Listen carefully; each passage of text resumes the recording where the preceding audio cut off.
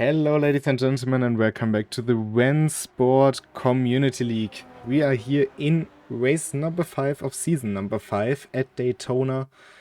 Slipstream heaven or hell, depending on which position you are in the race. It will be a very interesting race because we have 20 cars on the grid. We know how tight it can get on Daytona. And we have a full mix of cars, so all 5 manufacturers being represented in GT3 here today. With some very nice looking liveries as well. Luckily, I don't have to get you through the evening on my own, because I'm joined by Tim Ireland once again. Hello, Lino. Hello, Twitchy people. How are you guys doing? Yeah, there's a lot of cars here tonight at Daytona. Turn 1 is going to be interesting. But hopefully not too much action going on there and leaving the action for the rest of the race. GT3's Daytona. Don't really have to say more, but I'm kind of obliged to because I have to talk for the next hour. That is a very good point you make there. But yeah, qualifying is going to be very important, of course. Going down into turn 1 can be getting a bit tight. Maybe not as tight as in R1 yesterday with 4 wides, but you will see the occasional 3 wide, I am pretty sure. We're watching right now Dominic Ladler, who is in a bit of a, how would you say it, hunt for the championship leaders, because in the championship standings it's looking quite interesting compared to the last seasons. If we take a look at that, we see that Roland Hood is currently the championship leader with 20 points over Enrico Bräuninger. Dominic Ladler all the way down 7th, so he will be having plenty of ground to make up, but he had some very good races in the recent episodes of this championship. And he will surely hope to make up for that a bit more. And also this man in the Aston Martin in the Shark livery. Very interesting looking car in my opinion. Sitting 2nd in points. So for the championship, going into the final round in 2 weeks, this might be very interesting. Yeah, we've got a lot of the championship kind of title race runners in the race tonight, so they'll have their eye on the championship. But we have a bunch of quick people who not necessarily in the run for the top spots, but they're quick and they're obviously going to want to do their best in the race. So there's a mix of motivations going on, a mix of cars, like you said, nice mix of liveries, always good to see. A lot of mixing. Lots of mix and matching. Let's have a look. The first drivers will put in their lap times. Alizai also here today in the iconic desert Mercedes. What will his first lap time be? It's a 45.9. Will be a bit behind Tim Schroeder currently on pole. Dominic Ladler with a 45.4. Only 1/10 behind the Audi. It's unusual to see Tim Schroeder in an Audi, isn't it? It is, isn't it? It's a bit weird, but he's decided to go Audi. Unfortunately, he doesn't have another livery for it, so he's only got the stock livery. The Audi is currently our free car as well, the free GT3 this week. So maybe a bit oversubscribed of the free Audi livery. Well, but it's nice to see. We can deal with it. Yeah. It's a nice change of pace, seeing a lot of Audis for once.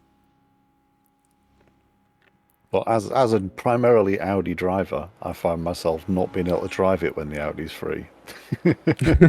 Just to mix things up a bit in public races. That's a very fair point to make. Also got some new names here today for the SCL. Limebright, Gleb Volkov, Legend OO, some returns like Tony Thomas. He had a bit of a very unfortunate race. I think it was at the Nürburgring. Had a coming together with Roland Hood, if I recall that correctly. Yeah, I think so. I wonder what lap time we will see from Maximilian Dehn, who's here today. Because he hasn't set a valid lap time yet. Timothy Rich and Cesco Monera, about where you'd expect them at the moment in 7th and 8th.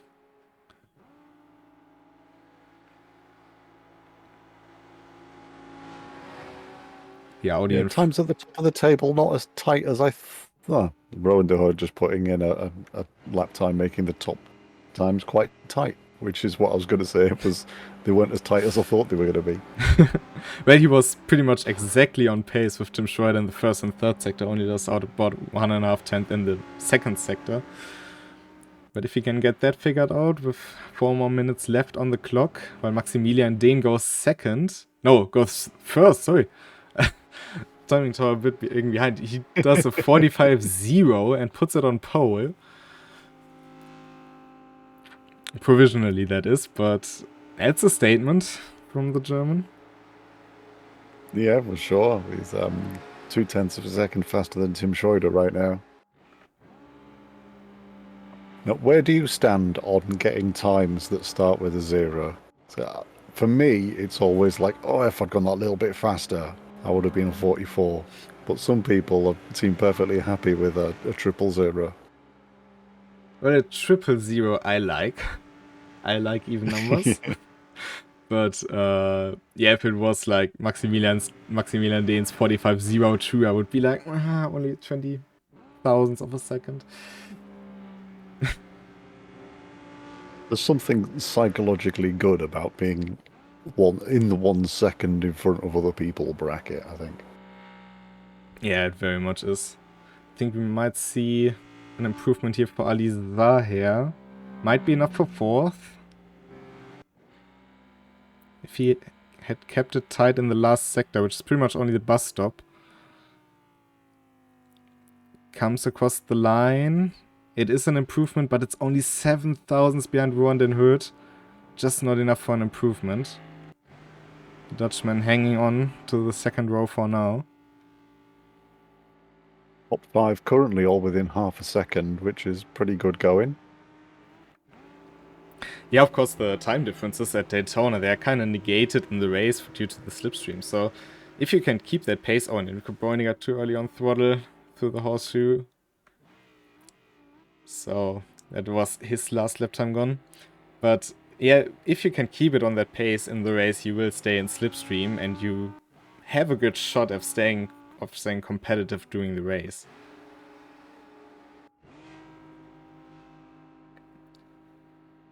I think this will be the last lap for all people we still see on track.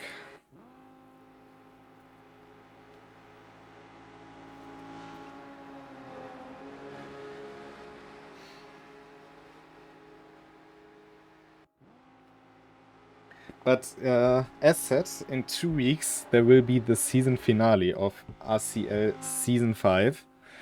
And we had a community vote, so you guys could determine what track would host the final race. And the result of that, if I could find the right button now, is this. We stay in America, we go to Road Atlanta on the 3rd of May, that's in 2 weeks, to host the finale. We had it last season as well as the final race. It's kind of convenient if you look at the complete schedule. Hockenheim, Nürburgring, Spa, Monza, Daytona, Road Atlanta. For those who followed RENNSPORT for a long time, I know, they would notice that this is indeed the track list of the very first ESL R1 season back then. So it's, how would you say, a callback season? Yeah. Yeah, it's a bit of a throwback to the original R1 season. I like Road Atlanta, so it's good for me, even though I can't race it, because I'll be too busy talking. That's a good point. Quali is coming to a close though, and Maximilian Dehn stays on pole, Tim Schroeder second, Dominik Ladler third, and then Rowan den Hood, Ali Zayer, the fast Mercedes on fifth. So yeah, it's set for the race. It will be an Audi outside row, Porsche and Mercedes on the inside on the first 3 rows. I think this will be very interesting. Passage of the 2 Aston Martin in 8th with Enrico Breuninger. I think we shouldn't do predictions today, should we? It usually doesn't end. No, I think we should keep out of that. Yeah, it usually doesn't end that well in comparison.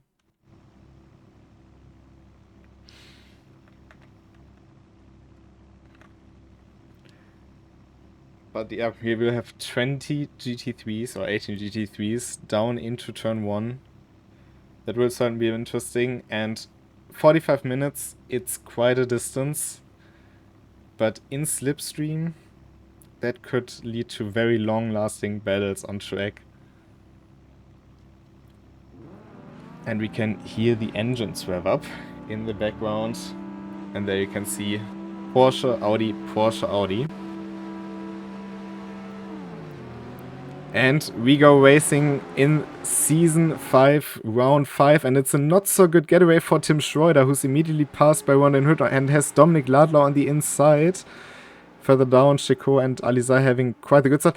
Oh, and Ronin Hood squeezed... No, that was Tim Schroeder, but squeezed by Dominic Ladler and Ronin Hood, who both spin out, exiting turn 1. There's a bit further carnage behind with Piotr Zdajbe. It seems apart from that, most people have made it through. Enrico Brönniger also caught up in the carnage, and Tim Schroeder more issues for the Audi driver. But Maximilian Dehn, convincing start by him. And look at the third row, Julian Chicot and Alizai, they are second and third.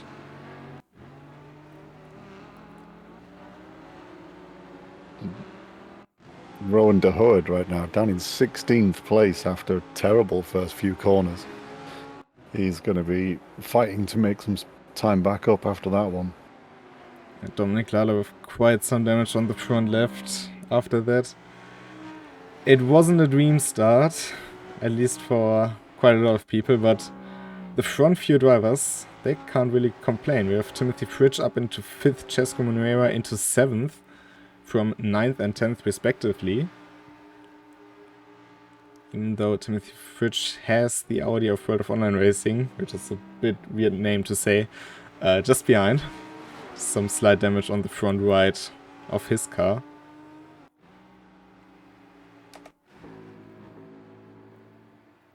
But the damage collected by some of the cars, this will be detrimental on the high banks of Daytona. Yeah, there's a lot of aero damage going on with that Porsche there, and it's not going to be a happy bunny in the high-speed sections. Timothy Fridge on the inside of Limebry. Can the other Audi slip through? They go side by side through turn 1. And good move by the two of them, but Limebry also fair play to him. Keeping it open on the inside. Behind him, that's Cesco Moneira and the beta liveried Porsche.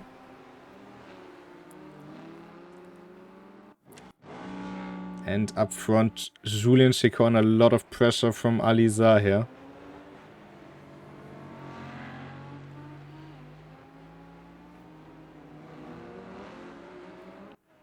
I think Dominic Ladler also went to the pits because he is dropping down the order. He's stationary at the moment. Same goes for OG Stan, Tim Schroeder, Dennis Kurz and Piotr Zdajbe. And Timothy Fridge actually lost his 4th place to World of Online Racing.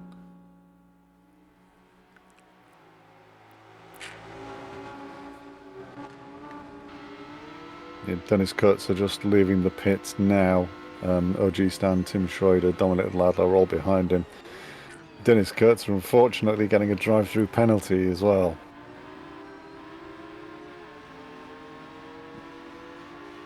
Going from bad to worse this race, apparently. Enrico Brönniger up into 11th again. This car doesn't seem to be too damaged from what I can see here. But he's certainly lost a lot of time.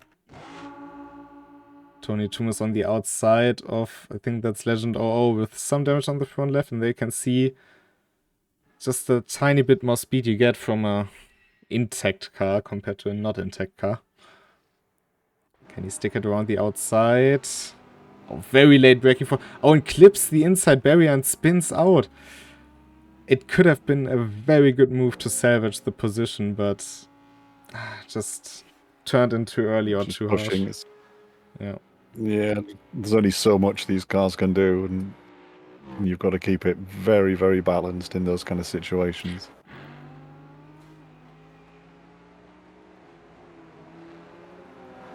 Timothy Fritsch really having to defend from Lion here for his 5th place.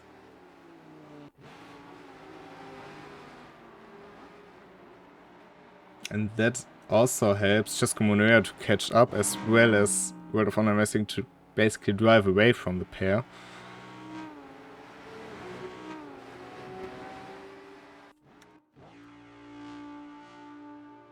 OG Stan and Tim Schroeder rejoined in 12th and 13th. Dominic Lalla just behind in 14th.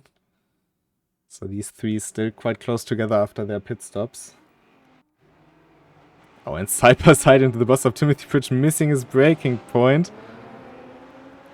Oh, but that's another Audi in the grass as well. Couldn't quite determine who it was. But up into 5th goes Lime Broy. And it's side by side for P2. Alizai against Julian Chicot.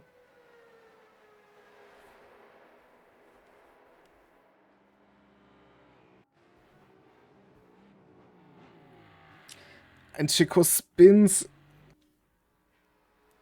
So Everyone pushing the Audi too much into 2-1 today. It's a very easy thing to do. But Julian Chicot, I'm not sure how much he would think about the championship, but this could be his chance to take the lead, because Ronan Hood, with that start, he's down into 9th. If Julian Chicot can salvage the 3rd or 4th place, that would be big points for him. Yeah, we've got a nice big field today as well, which increases the points a little bit. So there's even more points on offer at the top of the field, at the top of the leaderboard right now. Could also bring Maximilian Dehn into contention. He hasn't driven too many races. He has, of course, won the massive field race in Hockenheim to start off the season. So he has a good points tally overall.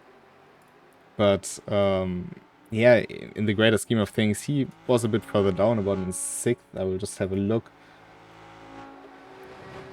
It could be a very interesting race leading into Road Atlanta.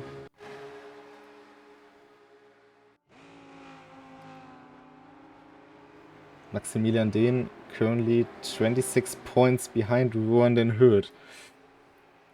This could be big points for him. And already setting up to start lapping people. He's streaking away at the front. It's nearly 6 seconds lead. Yeah, that should have been Piotr Zdabel, who of course had that pit stop.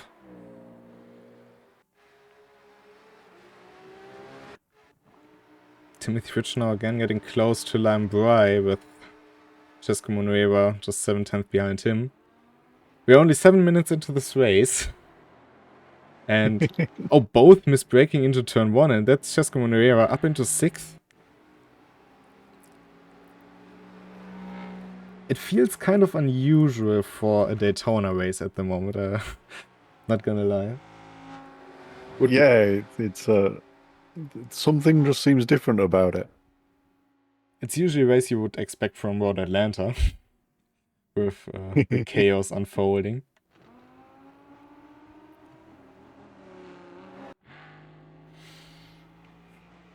But Julian Chicot now really pushing towards that P3 again. With World of Online Racing doing a good job at keeping it in position at the moment. But yeah, the Hood back down in 9th, but like as you'd expect from someone with this kind of pace, he's currently lapping a lot faster than everyone in front of him, except for maybe Maximilian Dehn, who just did a 44.89. Yeah, Maximilian will be very hard to beat today, and that was a very nice move by Julian Chicot there to get back into 3rd.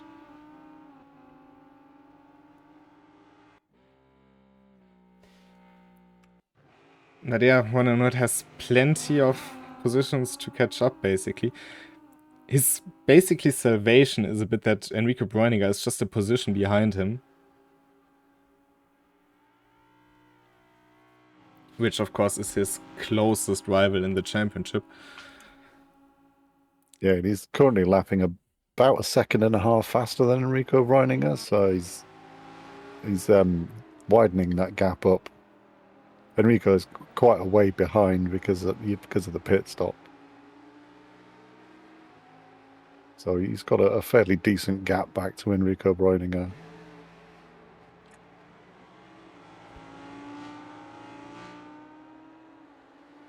Still very much a live fight for P5 here between Munuera, Fridge and Lambrei.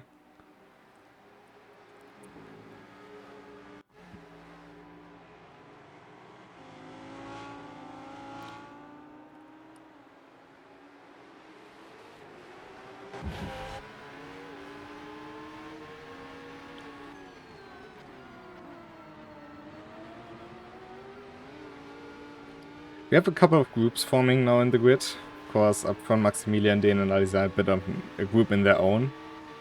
But we have the fight we are currently watching from 5th to 7th. Then we have the group from 8th to 10th, which is a bit further apart now, but Enrico Bräuninger and Werner are considerably faster than the cars around them. Tim Schroeder and Dominik Ladler are very close together for 11th and 12th, and I would presume they will make up quite some time over the duration of the race. Yeah, Schroeder and Ladler currently lapping in the 45.7 kind of range. They seem to be working together pretty well here, not tripping each other up with doing too many overtake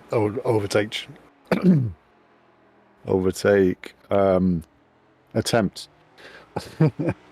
Still with 34 minutes of the race to go, they seem to be working together fairly well to try and close up some of the gaps ahead of them. There's a long gap between Tim Schroeder and Enrico Bräuninger, but they've got time and they've certainly got pace. Yeah, I mean, they both have pretty much nothing to lose here if by working together. And especially we know Dominik Ladler, we know Tim Schroeder, but Dominik Ladler pretty much knows he has nothing to gain by fighting with Tim Schroeder now. If they can continue like that, they might be able to close in and maybe get 2 more positions in this race. Because there's still 35 minutes left to go. That's quite a considerable amount of time. And they started 3rd and 4th. 2nd and 3rd actually, so 4th was Ron and Hood. Here goes Dominik Ladler and gives him a bump draft. And there you can see the teamwork in action. Which of course you can do here in those races. Bump drafting is allowed in the community races. Can help you make some friends as well. Oh, Julian Chico just spun. In the bus stop.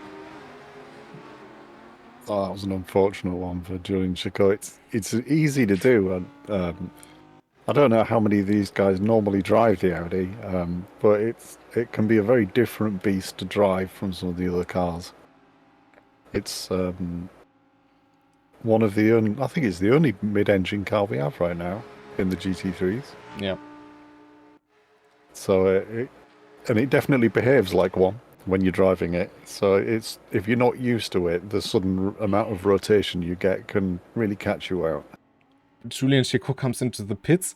This is huge for one, and not only does he gain a position with that, but 2 of his main rivals in the championship are currently 10th and, well, now 10th. They just switched places, but Julian Chico will drop even further down with that pit stop. If we just quickly take a look at the standings, Bräuninger and Chico both about 20 points away. Maximilian Dehn 26. But with each position he gains, Maximilian Dehn is taking less points out of his advantage.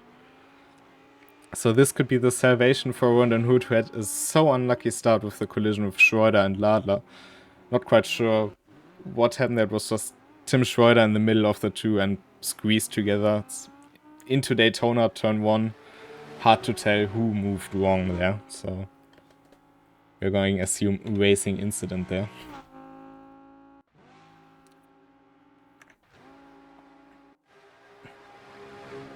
But this keeps his championship dream a bit more alive.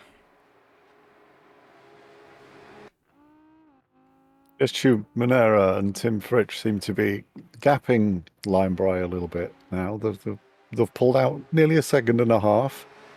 Chestu well in the slipstream of Timothy Fritsch. But behaving himself, I think. They're maybe trying to work together and get a bit more of a gap before they start battling. I mean, with the way we know those two drivers, they are also not unnecessarily going at it. They will try to work their way up first and then start fighting. And they had now a long enough fight with the Limbri and the other Audi of World of Online Racing that they probably are aware of build a gap first and then fight. Both are very smart. And once they build the gap, once they have the gap later in the race for fourth and fifth, they have plenty of time to fight it out.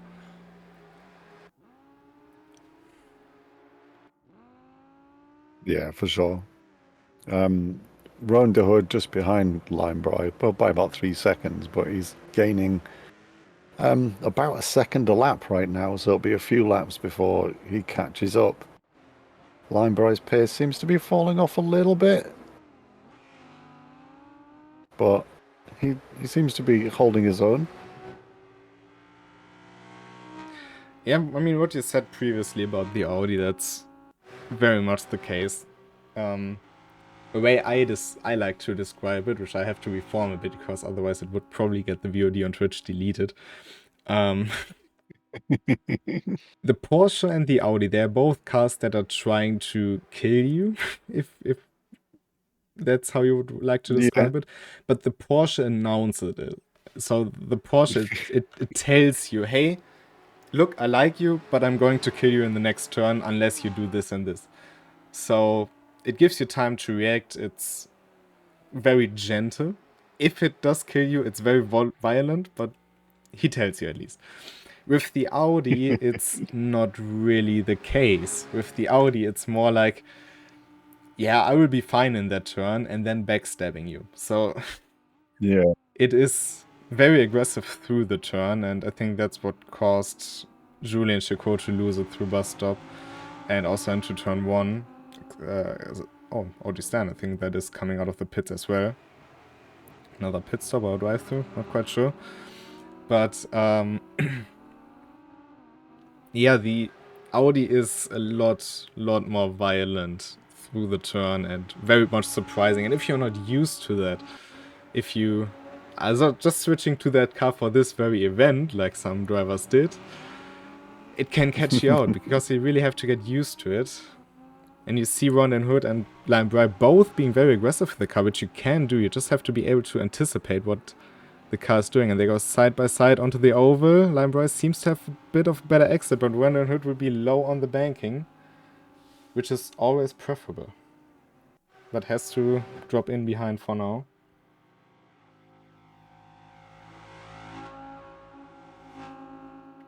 Are they going side by side into the bus stop? That would be very aggressive. Ron goes for it and makes it stick. Only just. That was a lot of sliding. Question is, Linebry now in slipstream. Can he come back into turn 1?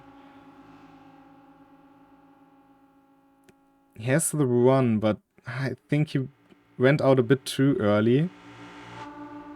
Will it be enough to surpass Ron and Hood because he's now on the inside line again? I think he's in front. Yeah, he's got enough space to close the door, but can't quite... Outbreaks himself. Yeah, can't quite hold it onto it. Unfortunate there, because it was a good move. Was a very good move there. But also a very bold move by Ron and Hood to take 6th. And he is on a good road. And 5 seconds ahead of him, that will be Cesco Munuera and Timothy Fritsch. Meanwhile, Dominic Lalla has gone past Tim Schroeder, and they also have 1.5 second gap between them. Rowan's pace has been down a little bit with him catching up with Linebry and having a bit of a battle going on. But he's not a lot faster than Chestu Minera, to be honest. And it is a 6 second gap he has to close up. He's got 25 minutes to do it, so he's going to have to be very consistent for the next a lot of laps. Vernon Hood usually drives a Porsche, and I wonder if that is the difference between him and the likes of Tim Schroeder and Chico. I mean, Chico we've seen driving the Audi before, he's used to it, but usually he drives the BMW M4. With Tim Schroeder, he usually drives the AMG, which is very, very different to the Audi. Yes, for sure.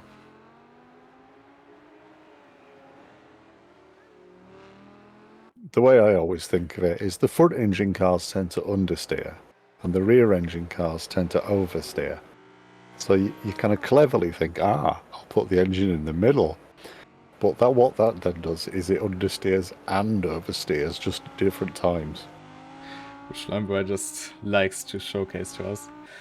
Yeah, I think it's a good way of putting it in a way. Of course, that doesn't always translate one-to-one, which it never does in real physics. It's basically assume the penguin is a cube or something.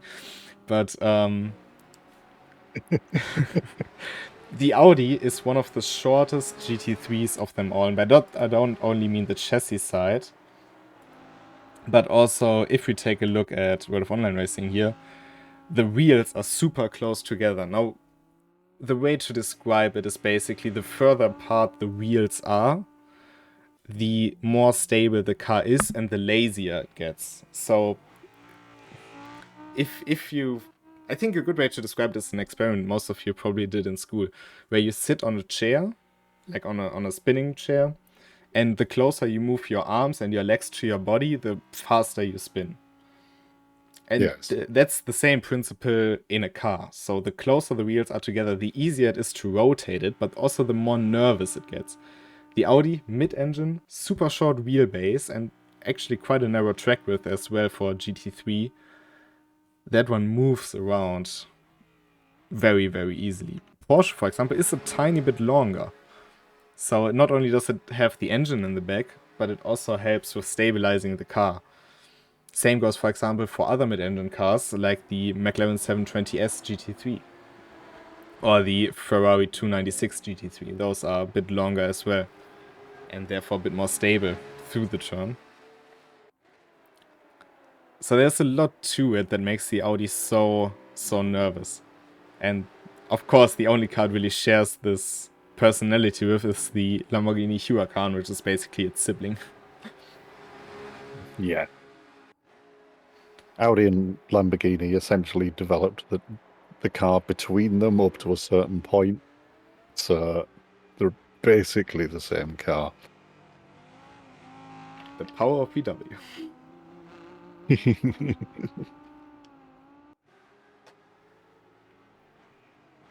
It's interesting when you think about how many brands take stuff from Audi and develop it further within the VW ecosystem, if you want to say it so.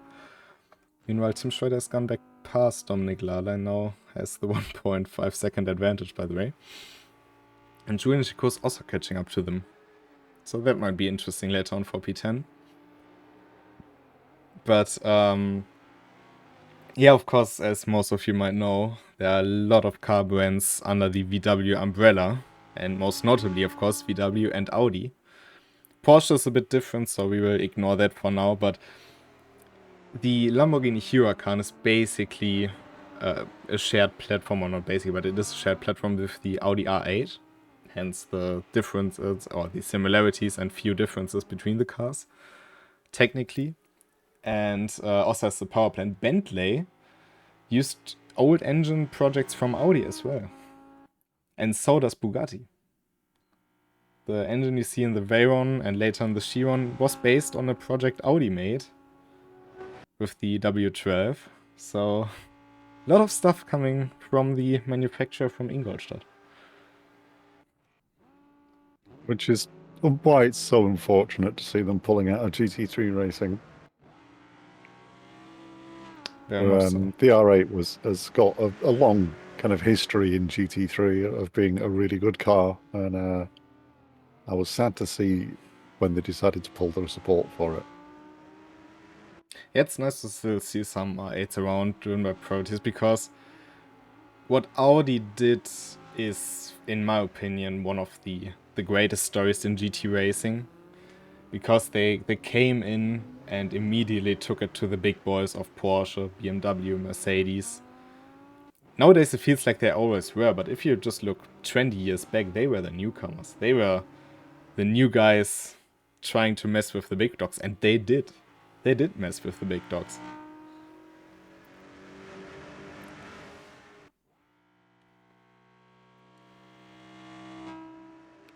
And they did some really kind of innovative, out-of-the-box thinking with regard to repairing the car as well. You can change the gearbox by removing 1 or 2 bolts, I think it is. Just lifting up the boot and undoing some bolts, and out comes the entire gearbox for like 24-hour events. To the point where I think WEC had to step in and kind of BOP repairing the car. Yeah, I mean, it all started with Quattro in rallying and then later IMSA, so it's such a rich history of innovation. But even when they were obliged to stricter regulations like in DTM or GT3, Audi won the most races at the 24-hour Nürburgring in the last 15 years, alongside Porsche. And they catapulted past... a fairly good pedigree. Yeah. I mean, they joined the 24-hour Nürburgring with the high-level class cars, which was then the R8 LMS, I think in 2010 or something. And if I'm not completely wrong, they have 6 wins. 5 or 6? I think 6. That is a stunning amount of wins. And in that time, I think 2 went the way of BMW, 1 to Mercedes, and a couple of Porsche wins, and of course that 1 Ferrari win.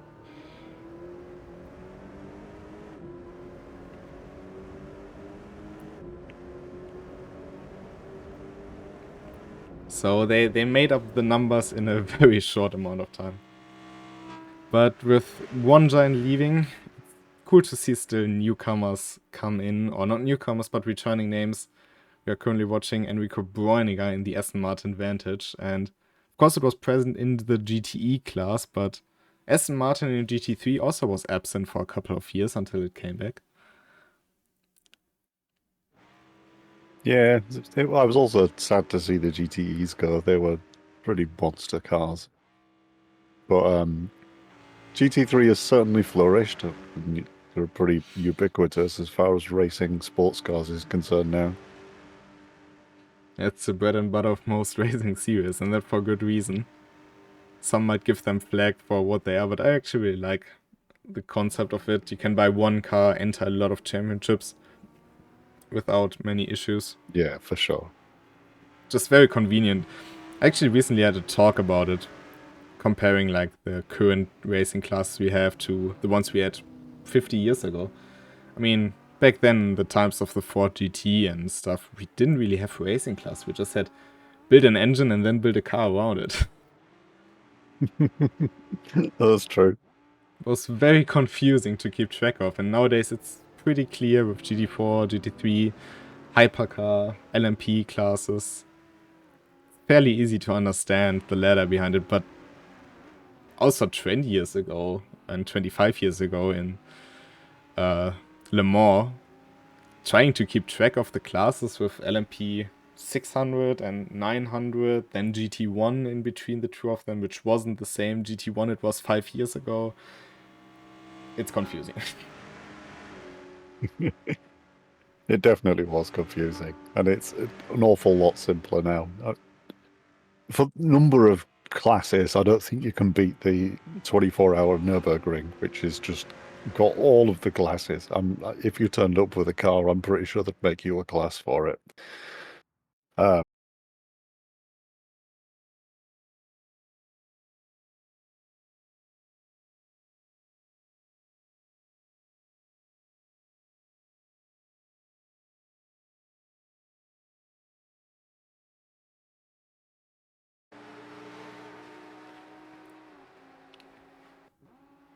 And we are back with the action. Right in time to see Maximilian Dehn get past. That's Julian Chico and Dominic Ladler who are fighting for P11.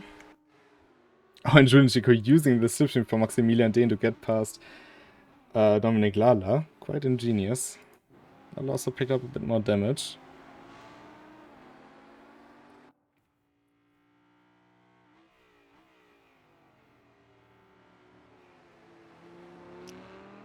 But yeah, we stopped at S. Martin coming in the classes, of course.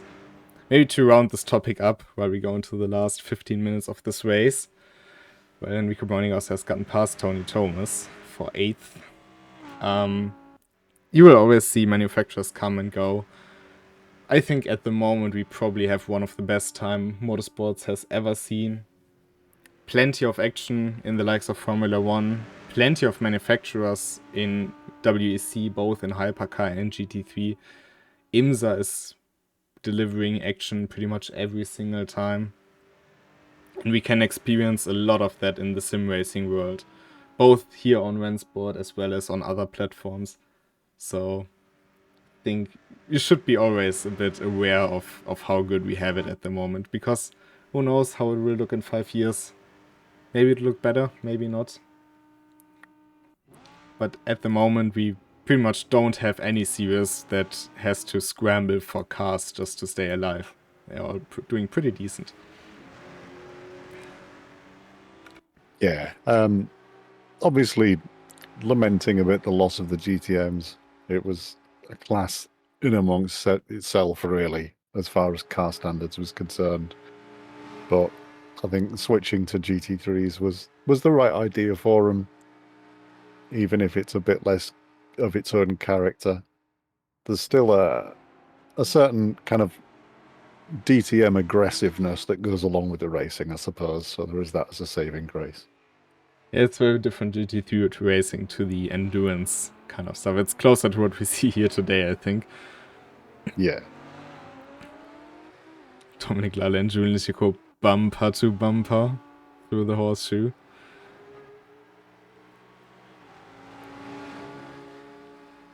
They're currently 5 seconds behind Tim Schroeder, so that they're closing that gap up piece by piece, but they're all lapping very, very similar times. They're all in the 46s, the very low 46s as well. Julian Chico again, the rear end stepping out. Tim Schroeder, though, about to be lapped by Maximilian Dehn, who we haven't talked about much since the beginning of the race, because he's just been slapping in 144 after 144 and is now leading by 24 seconds. Yeah, he's having a very convincing race here today. That's for sure. It's not quite unusual. Might have been interesting if that opening collision wouldn't have occurred with basically wiping out the top 3 cars. Yeah, true. At least people would have had a chance to hold on to him through the slipstream sections. But he is the only guy on track doing 44s, and he's not just in the 44s either. It's like mid 44 every lap. And the car ahead of him, that's the car that started alongside him on the grid, just a lap down.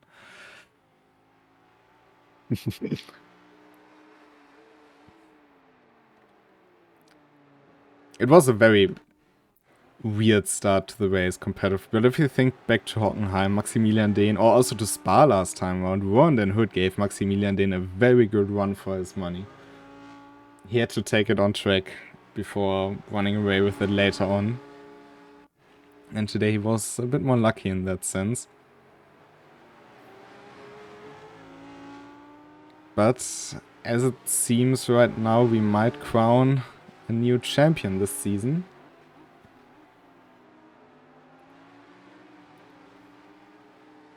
Because it will be very, very tough for Dominic Ladler to win the championship with the points deficit he will have after this race today. For Rowan Den Hood, it will be salvation, let's say. Could have been much worse. Of course, it's still 10 minutes to go, but it could have been a lot worse. Because Enrico Bräuniger and Julian Chico are going to score less than him if things stay as they are. Yeah, just looking back at the replay of the start of the race, it's a very strange situation. I've got to admit, I'm not really sure what goes on. But there's Ladler, Tim Schroeder, and Rowan de Herd side by side coming into T1. And it's Rowan de Herd and Dominic Ladler who seems to spin out the most there.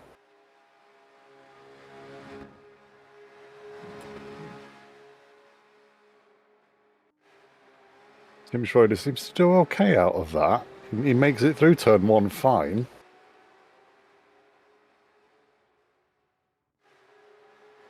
But then just gets a bit of a rear ending coming into the International Horseshoe. Oh, and that's also where Dominic Ladler then picked up the damage. Yeah, and that's also where Ladler got damaged.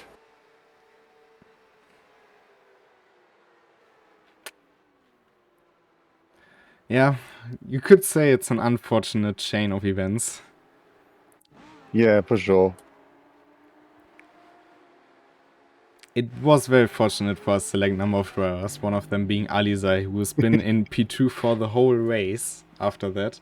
Well, not quite yet to make his way past Julian Chico, but so far no further issues for him. And I think for him this will also be a good comeback basically for the championship after his issues earlier on in the season.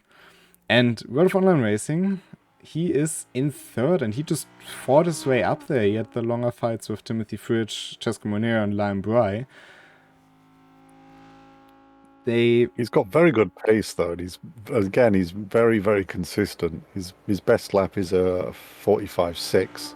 His last lap was a 45.9, so he's keeping very close to his ideal lap time right now. Yeah, and what a debut it is in a grid like this to make it through and also fighting his way into position. It wasn't gifted to him in any form. That is a very good way to make an impression. And then we have the two Porsches. And they started 9th and 10th. Yeah, 4th and 5th.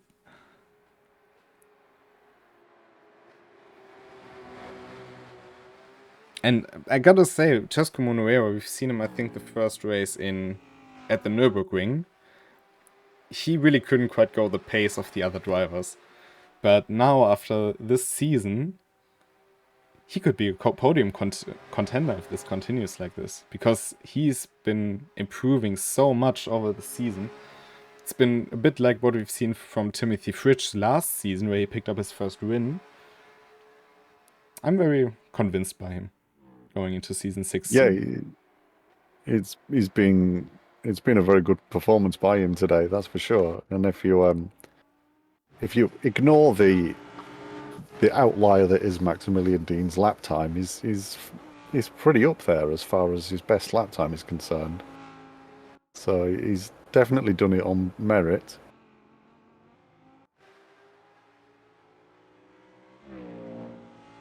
Yeah, Ron and Hood, we've talked about him plenty with a good comeback. And then Lime Bry, also very good first impression here in RCL.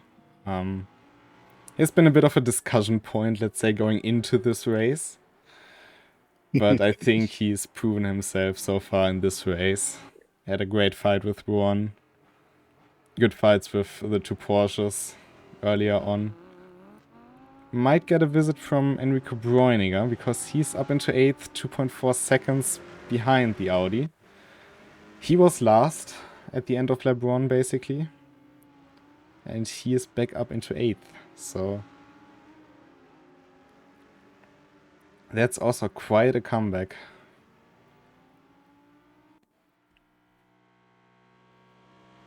Further down the field in the Julian Chacot, Tim Schroeder, Dominic Ladler fight that was going on. Dominic Ladler's last lap was at a 47.6, so he seems to have dropped back a couple of seconds from Julian Chacot right now. Yeah, there was a bit of a traffic situation with another Audi. I couldn't really figure out which one it was, but Yeah, that dropped him down a bit, but I think he would have had a hard time. He tried it many times to get past Julian Chico, but with the damage he has on the front right of his car, just couldn't maintain the speed out of the slipstream. The Audi too strong in comparison. But only 5 minutes left in this race. Open question are Enrico Buoniga 4P7 basically. Run and Hood 5 seconds behind Francesco Moreira. I don't see him making that up so easily.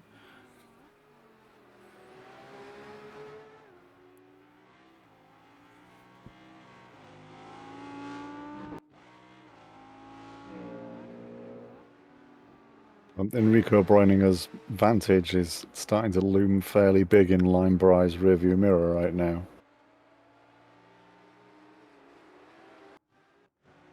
Only a couple of laps left of the race. He's 0.7 seconds behind, so he's got to close the gap up and then find a way past. And also has to stay in front. At Daytona, that is not always a given. That's very true. Might not see a photo finish here today, but we've seen plenty in the past just to prove that the race is only won at the line. Yeah, we've had our fair share of photo finishes at Daytona, I think. Yeah.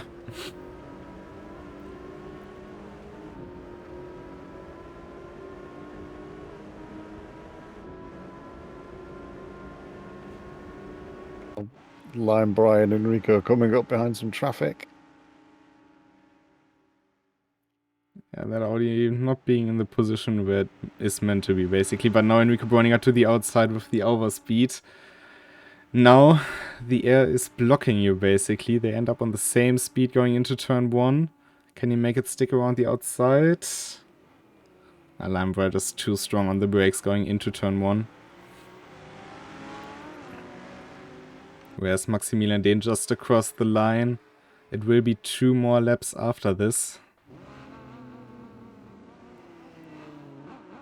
We're going the long way.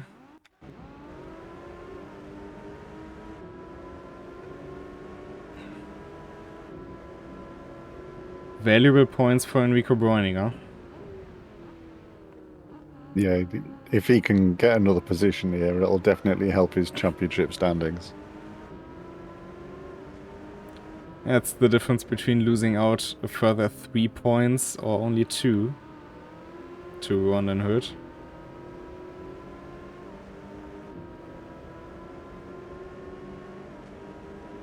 Linebrei had a bit of a better exit onto the oval.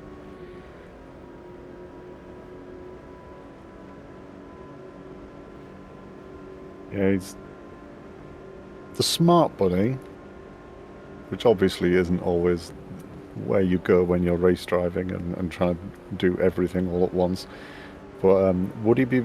Do you think Enrico Breininger would be better off trying to catch up and wait for the bus stop on the last lap? It is risky. It is very risky. In both, no matter how you do it. If you go before the bus stop, you may have the position, but Linebrei can catch up in slipstream and just surpass him on the line. He was slightly in front at the line last time they went side by side. So it could work, but you really have to time it right, and you basically set all your hope into one good exit at the bus stop. Oh, but Linebrei goes wide. And if he can now build just a slight gap to him, about 7 to 8 tenths, this might be the position for Enrico Buoniga. It's not won yet. Linebrei can keep it in the window, but this is exactly what he needed. Yeah, he's been given a little bit of breathing room there. It's not, like you say, it's not completely over and done with. And they will have to do another lap after this, because Maximilian Dehn is behind them on track. This will be Maximilian Dehn's final lap, but for those two it will be another one. Linebrei just running a little wide at the second hairpin there, going into the grass, and now losing out 4 seconds to Enrico Breininger, which is unfortunate for him. He was having a really good race. Well, he had to try it, and he didn't really lose anything. He didn't put it into the wall, so Yeah, I think true. that's not all too bad for him. But for Enrico Bräuniger, yeah, this will be very important points. Maximilian Dehn coming up to, I believe that's Tony Thomas, in the Dazzle liveried Audi. A driver we haven't really talked a lot about this race, even though he's running a solid 9th and he's having a good race. Especially after the not very good race he had at the Nürburgring, which wasn't down to his fault, but just unfortunate. Maximilian Dehn on the outside. And Tony Thomas... Tony desperate to do another lap. Nah, he backed out of it. All right. Oh, and Maximilian Dehn is forcing Tony Thomas to do another one. That was cheeky. But what a way to finish this race. Maximilian Dehn takes another victory in Season 5. Congratulations to him, and it will be a big jump for him in the championship. Same goes for Alizai, who comes in 2nd. Because the main leaders in the championship are 6th, 7th, and 12th. And 11th. So, Alizai in 2nd. And completing the podium will be World of Honor Racing on his debut. That was a good race from him. You're never quite sure about the new people who turn up. But it was a very good race from World of Online Racing. I hope we see more of him. Or her. And maybe a name that's a bit easier to pronounce. Timothy Fritsch will be 4th. So, yeah, gap to just going to grow quite considerably. But not enough for Ronan Hood to catch up. He will remain in 6th. So it's the Spaniard, then the Dutchman. And then it will be Enrico Bräuniger in the Aston Martin.